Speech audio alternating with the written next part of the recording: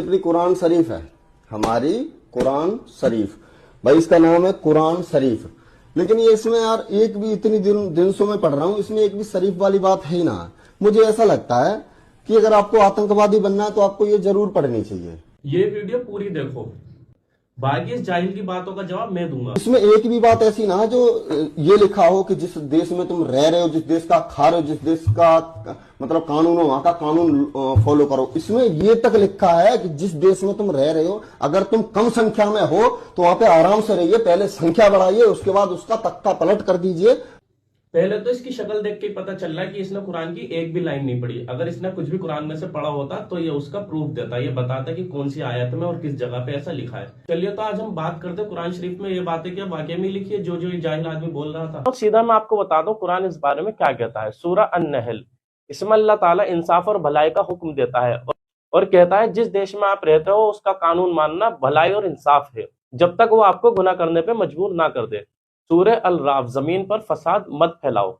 Population game planning से system या सत्ता गिराने की सोच फसाद है और कुरान फसाद के खिलाफ है। सूरह अल बकरा, दीन में कोई जबरदस्ती नहीं। जबरदस्ती, चालाकी, डेमोग्राफी या प्रेशर, ये इस्लाम का तरीका नहीं। हमारे नबी सल्लल्लाहु अलैहि वसल्लम ने मदीना में अलग अलग लोगों के साथ एक ही कानून को एक्सेप्ट किया और इस्लाम हमेशा अमन के साथ रहना सिखाता है। कुरान इंसानियत और इंसाफ की किताब है, राजनीति के गंदे खेल की नहीं। सच पढ़ो, प्रोपेगेंडा नहीं।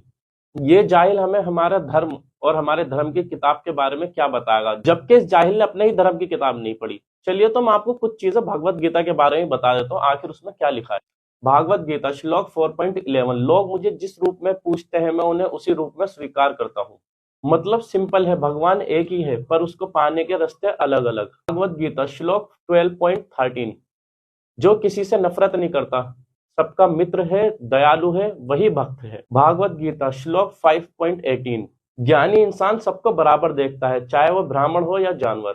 यानी किसी इंसान की पहचान उसके धर्म से नहीं, उसके कर्म और चरित्र से है।